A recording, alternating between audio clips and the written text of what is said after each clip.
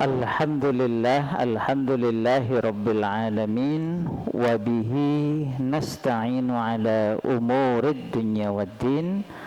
Wassalatu wassalam ala ashrafil anbiya wal mursalin. Amma ba'd. Qala Allah Ta'ala fil Qur'anil Karim, yarfa'illahu alladhina amanu minkum walladzina utul ilma darajat. Sadaqallahul azim. Pripun kabaripun Bapak Ibu, sehat? Alhamdulillah. Pun telas pinten kilogram daging? Dereng. Dereng napa dereng sakniki? Dereng telas. Alhamdulillah, nek dereng telas berarti kan persediaan tesih melimpah nggih. Alhamdulillah. Nggih, Bapak-bapak, Ibu-ibu, alhamdulillah kita kemarin sudah melewati hari-hari hari-hari tasyrik setelah tanggal 10 Zulhijjah, 11, 12, 13. Ini persis tanggal 14. Alhamdulillah.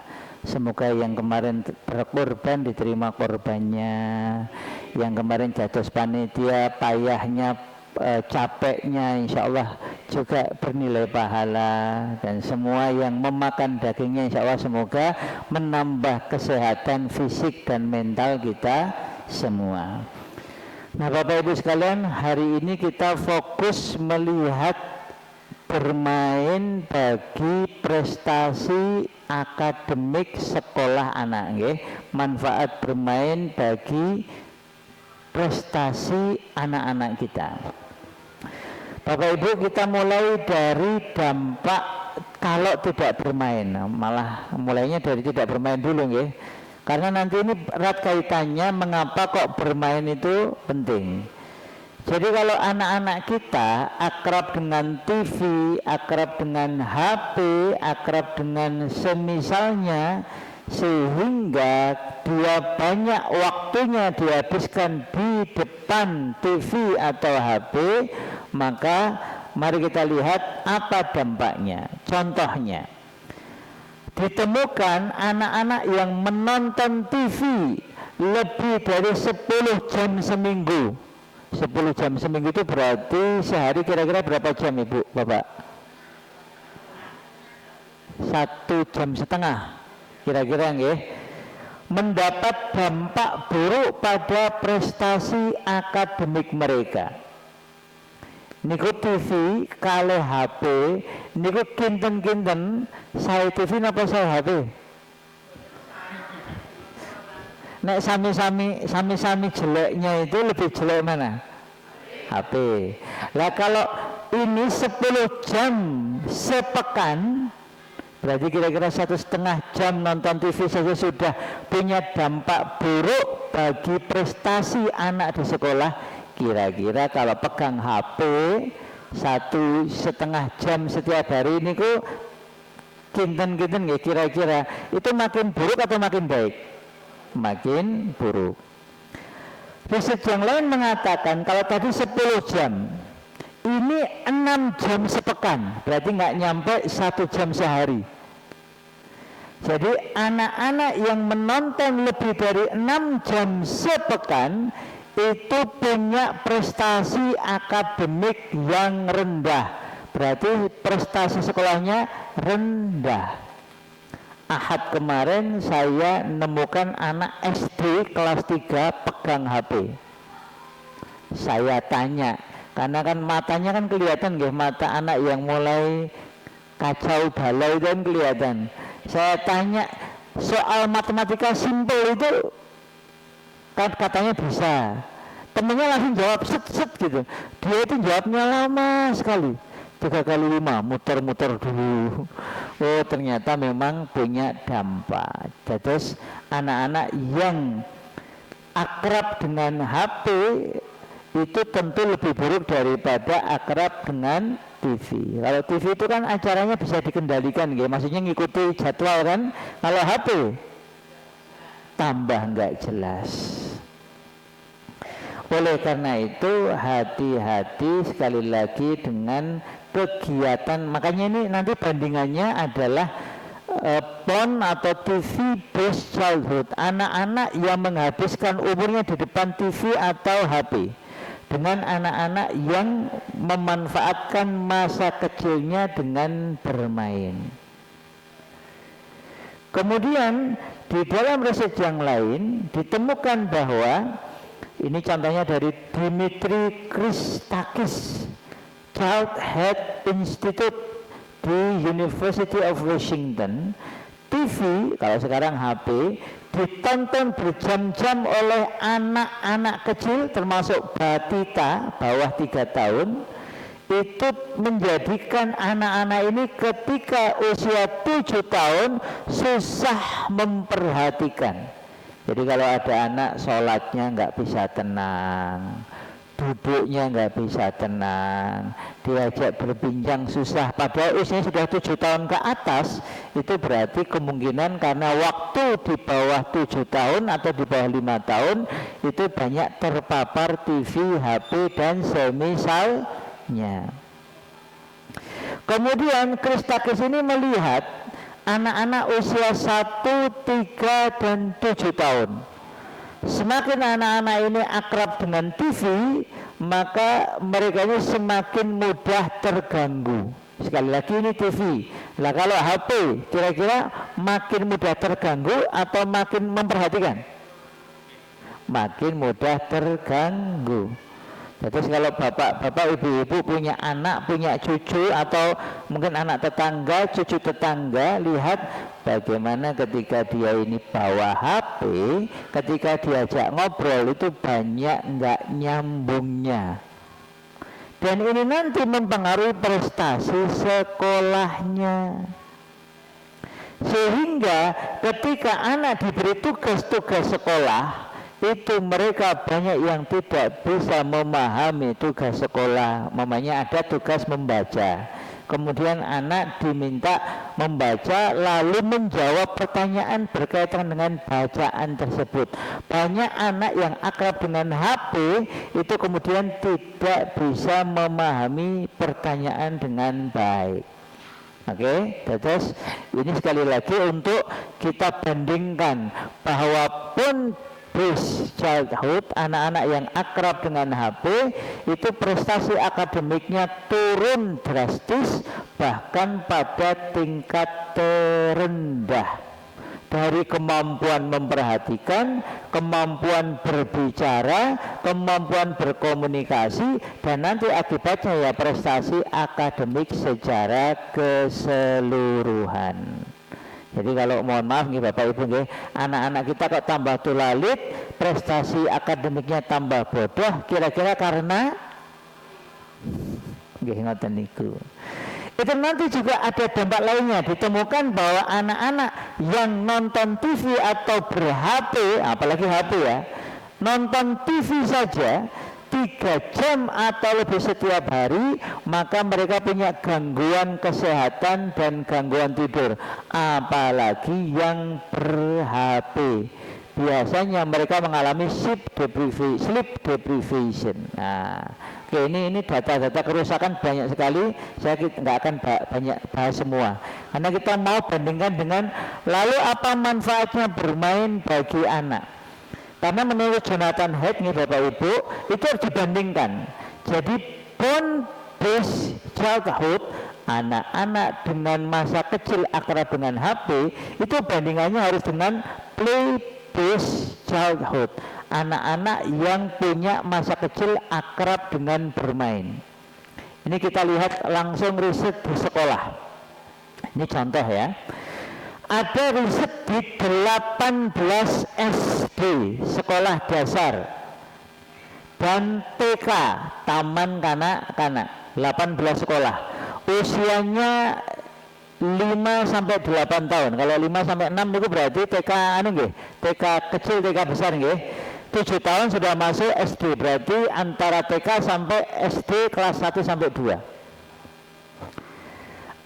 6 di antara sekolah-sekolah menggunakan aktivitas bermain sebagai cara mendidik. Jadi di TK, di SD itu ada program bermain fisik, program berkegiatan fisik. 12 sekolah lainnya tidak menggunakan bermain sebagai kegiatan pendidikan. Ayo Wan, kalau di Kota Sajadah ada bermainnya nggak Wan? Boleh bermain nggak Wan?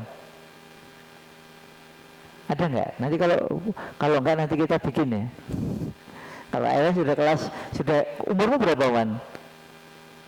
Oh sudah 10 ya, udah di atas 8 tahun ini kan yang 8 tahun ini. Jadi normal tidak Bapak Ibu anak TK, anak SD awal diberi bermain? Normal.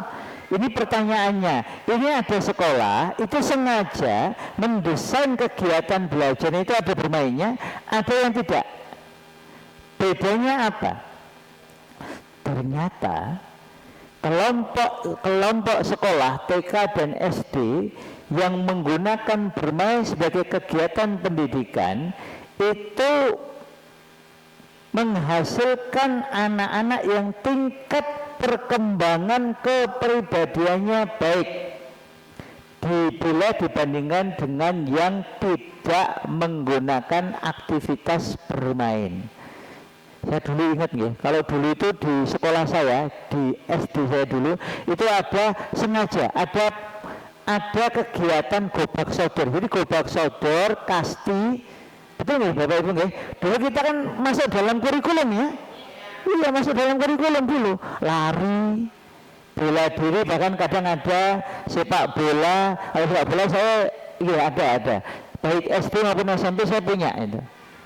Jadi tapi yang saya ingat sekali itu gobak sodor, karena setelah itu tuh saya hampir nggak pernah lihat. Kalau mohon maaf kalau sepak bola kan anak-anak masih banyak main, tapi kalau napa niku gobak sodor itu kan hampir nggak ada lagi yang bermain sekarang.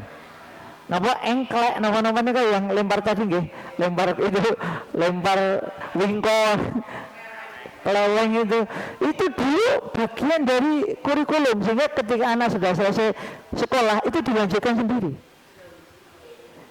Nah itu kan ini data menunjukkan sekolah-sekolah yang ada kegiatan bermainnya, ini kan sekolah ya, berarti kan bicara tentang prestasi. Itu pertama, kemampuan anak-anak dalam menjawab pertanyaan itu lebih baik daripada yang tidak ada kegiatan bermain. Ini bermain fisik ya, bukan bermain HP ya, betul. Karena tadi kalau bermain HP itu efeknya prestasinya jelek. Ini kita nggak bicara HP, bicara bermain atau tidak. Ternyata anak-anak yang diberi kesempatan bermain bahkan masuk dalam kurikulum itu punya kemampuan menjawab pertanyaan lebih baik, mengungkapkan jawabannya juga lebih baik. Jadi bisa menjawab pertanyaan, bisa mengungkapkan apa yang ada dalam pikirannya dengan lebih baik. Kemudian yang kedua, kemampuan menjalin hubungan dan juga rasa kasih sayang kepada anak lain maupun kepada orang dewasa termasuk orang tuanya itu lebih baik daripada anak-anak yang tidak punya kegiatan bermain. Jadi bukan hanya prestasi akademik sebenarnya, tapi juga non akademik. Perilaku sosial matang dalam hubungannya dengan anak-anak lain. Ini Bapak Ibu, kemampuan sosial itu penting bagi keberhasilan akademik anak.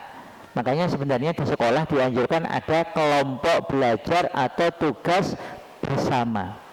Saya ingat cerita kakak sepupu saya, beliau SD-nya di Australia. Itu di SD-nya kakak sepupu saya ini karena ikut orang tuanya dosen farmasi UGM, harus tugas di Australia S2 sampai S3. Itu kan otomatis anaknya diajak lalu sekolah di sana. Ini cerita bagaimana anak-anak itu bisa berkegiatan, bahkan kegiatan bermain, kegiatan fisik itu dilakukan hampir tiap ganti jam pelajaran. Jadi momenipun jam pelajaran pertama gurunya A, mata pelajarannya bebas ya. Itu nanti gurunya itu bilang, oke students, mari kita bikin circles. Jadi ternyata bangku dan kursinya itu sesuatu yang mudah diangkat oleh anak-anak. Oke, kita bikin lingkaran. Bikin lingkaran. Oke, sekarang kita bikin inline, kita bikin garis lurus, ya bikin garis lurus. Jadi bisa setiap ganti guru itu ganti posisi belajar. Kadang ngadep ke depan, kadang saling melingkar, kadang gurunya di tengah. Sehingga dengan cara itu anak-anak itu bergerak. Jadi perpindahan pelajaran pun itu kadang digunakan dalam tanda kutip itu seperti bermain. Nah, nanti di dalam pelajaran sendiri kadang guru-guru itu membantu anak-anak untuk mau bergerak, pindah ke temannya, ke depan dan sebagainya. Nah, Bapak Ibu sekalian, bermain itu membantu anak untuk matang secara sosial, yang itu akan membantu dia untuk berkomunikasi dengan temannya. Nah, makanya ada yang menyarankan bahwa dalam tugas-tugas sekolah juga ada tugas-tugas yang sifatnya kelompok, diskusi kelompok, mengerjakan kelompok, kerjasama kelompok, sehingga dengan cara itu anak-anak juga belajar berkomunikasi dengan yang lain. Kemudian anak-anak yang punya kegiatan bermain di sekolah itu rajin menyelesaikan PR dan tugas-tugas lainnya tepat waktu sesuai waktu yang ditentukan. Ini menarik kan ini. Jadi anak bermain itu ternyata menjadikan anak ini rajin dan menyelesaikan tugas ya PR lah maupun kerjaan lainnya di sekolah itu dengan tepat waktu. Jadi kalau apa namanya, kalau anak-anak kita atau kalau ini ada yang guru betul nih, ada yang guru sekolah betul nih, tidak ada ya, ada. Nah, yang guru-guru ini bisa nih bagaimana memanfaatkan bermain. Tentu bermain kalau di kelas ya sesuai kondisi kelas ya, yang menjadikan anak itu punya kegiatan fisik. Sebenarnya banyak ya. Contoh-contohnya banyak banget yang bisa kita lakukan, bahkan sambil duduk juga bisa. Itu banyak sekali yang bisa kita lakukan, dan itu ternyata membantu anak untuk meningkatkan kerajinannya dan on time performance. Jadi kemampuan dia untuk menyelesaikan tugas tepat pada waktunya. Kemudian dalam urusan bahasa, bermain itu membantu anak untuk meningkatkan perbendaharaan bahasa, karena kan dia belajar komunikasi, belajar contohnya ya, ada nama permainan yang terkenal niku, permainan tebak gerak. Ngertos nggih Bapak Ibu nggih? Tebak gerak itu ada anak dibagi kelompok-kelompok kecil nih, saya sering memakainya ini. Kemudian nanti kita gantian, kita mau mengenangkan sesuatu tapi kita tebak gerak dulu. Nah, tebak gerak itu bisa dibikin kelompok-kelompok kecil, bisa juga dibikin ada yang maju ke depan satu orang. Nah, satu orang itu nanti tugasnya itu tidak boleh bicara, hanya boleh pakai gerakan. Terus itu nanti teman-temannya nebak. Itu cuman kita pakai 5-7 menit, tapi itu satu kelas itu excited. Jadi saya pernah pakai ini mahasiswa bahkan juga untuk dosen-dosen, karena waktu itu ada pelatihan dosen-dosen, itu saya coba pakai itu mereka itu jadi sangat terlibat. Nah, setelah itu baru kemudian kita terangkan apa pelajaran sesungguhnya. Jadi Bapak Ibu sekalian, semua kegiatan ini menunjukkan bahwa bermain itu, riset-riset menunjukkan itu mampu meningkatkan prestasi sekolah anak. Saya nulis buku judulnya Ujian Sukses Tanpa Stres. Waktu itu saya meneliti tentang efek olahraga. Kan bermain kan ada 3 macam ya Bapak Ibu nggih. Bermain yang sifatnya itu permainan olahraga, ada yang kemudian nyebutnya permainan seni budaya, ada yang juga nyebutnya permainan edukasi. Nah, ternyata Bapak Ibu ada sekolah-sekolah, ini contohnya di Kanada yang pernah saya baca risetnya lalu saya tulis di buku saya itu, ternyata Bapak Ibu murid-murid di sejumlah sekolah di Kanada itu diberi tambahan olahraga setiap hari itu minimal 30 menit. minimal 30 menit. Kalau ini tadi kan sekolah yang di ini tadi, yang di RIT ini tadi kan jumlah jamnya 1 sampai berapa ini? 1 sampai 1,5 jam setiap hari. Kalau yang di TK sama SD tadi ini. Kalau yang di Kanada itu minimal 30 menit. Lalu diukur apa dampak olahraga setengah jam setiap hari itu kepada nilai ujian. Kalau itu nilai ujian.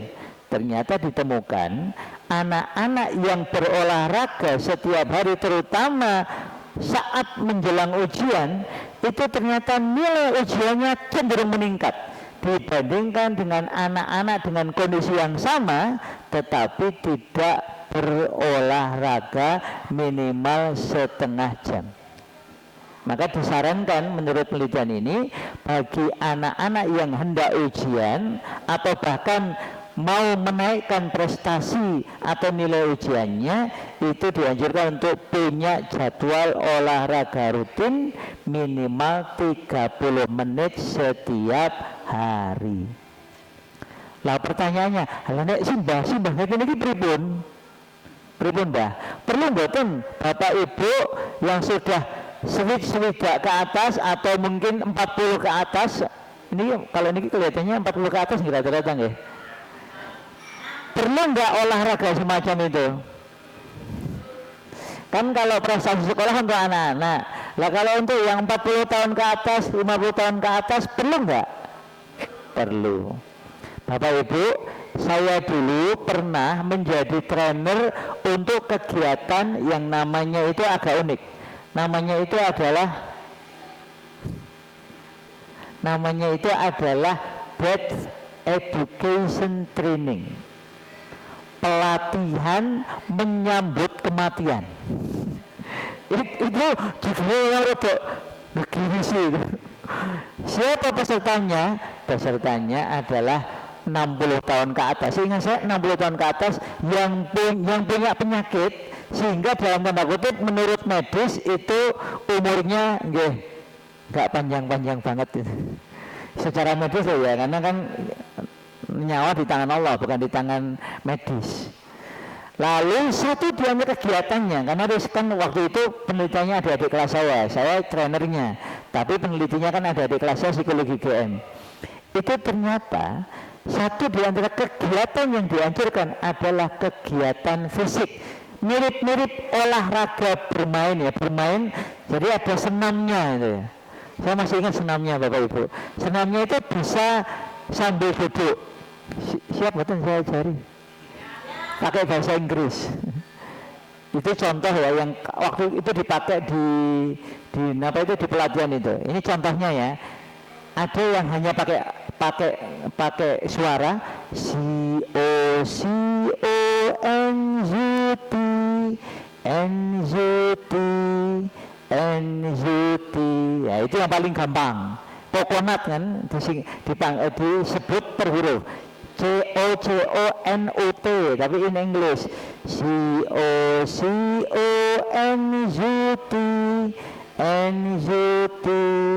NZT. Kemudian level berikutnya itu pakai tangan. Nah, ya silahkan pakai tangannya. Ya olahraga ringan ya. Ayo Bapak Ibu. ini pakai ini C ya, ini C, ini C O C O N U T. T-nya kayak gini, T kecil. Catat nggih? Siap nggih? 1 2 3. C O N U T N U T N U T. Itu pakai tangan. Nanti ada yang berdiri. Tapi masa saya praktekkan di sini. Tapi kalau berdiri gitu nanti ke kanan C O N ke bawah U. Nah ini yang paling lucu nih. T kan gini. N U T. Ya, jadi pakai lidahnya pakai T. itu pada ketawa itu simbah-simbah itu. Ternyata tertawa sendiri, tertawa dalam kondisi sehat ya, itu Masya Allah meningkatkan daya tahan kesehatan. Jadi nanti ditanya bagaimana Bapak Ibu responnya, alhamdulillah semuanya menyenangkan, senangnya asik, bikin seger, bikin seneng gitu. Nah Bapak Ibu sekalian, sekali lagi bahkan pada usia 40 tahun ke atas sekalipun sangat dianjurkan kita tetap melakukan kegiatan fisik, olahraga ringan sesuai umur kita. Kan tadi senam tadi itu kan nggak lompat-lompat, sehingga kan nggak membahayakan kaki kita. Cukup CONJT gitu, sehingga itu menjadikan badan fisik sehat. Nah itu dilakukan waktu itu saya lupa, mungkin sekitar 15 menit sampai 20-an menitan sebelum nanti berkegiatan-kegiatan yang lain.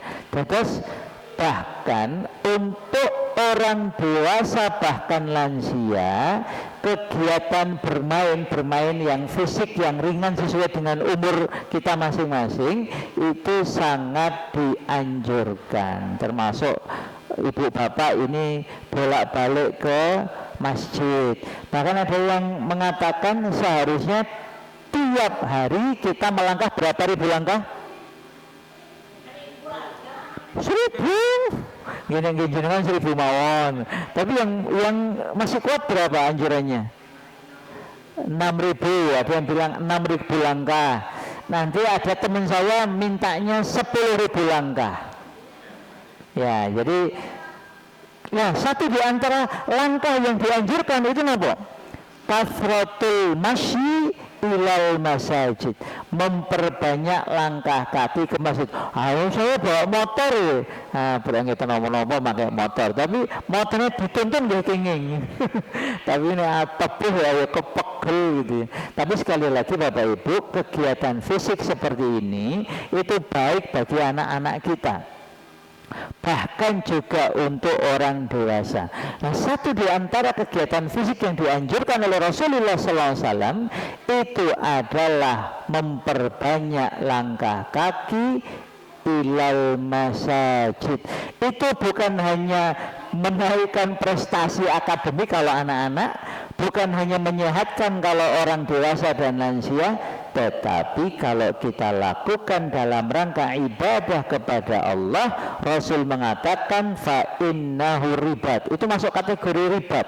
Jadi melangkahkan kaki ke masjid itu masuk kategori ribat, kebaikan yang terus menerus. Dan itu di dalam hadis yang lain itu bisa menghapus khata, bisa menghapus kesalahan, kemudian menambah hasanah kebaikan, dan juga menggugurkan dosa dzambun. Oh, napa mboten penak niku. Berarti Bapak Ibu yang kundurnya jalan kaki, alhamdulillah niku marake sehat, marake pinter, insya Allah tambah ganjaran, alhamdulillah. Demikian Bapak Ibu, apalagi yang sudah banyak makan daging, maka jangan banyak diemnya. Ayo kita pertambah olahraga yang menyehatkan, termasuk untuk anak-anak kita, biar mereka berkurang main gamenya, pegang HP-nya. Kalau perlu jangan pegang HP dulu, perbanyak kegiatan fisik yang bermanfaat. Demikian, mugi-mugi ingkang sekedhik niki manfaat. Aku qouli hadza wa astaghfirullah li wa lakum, innallaha ghafurur rahim, wabillahi taufiq wal hidayah. Wassalamualaikum warahmatullahi wabarakatuh.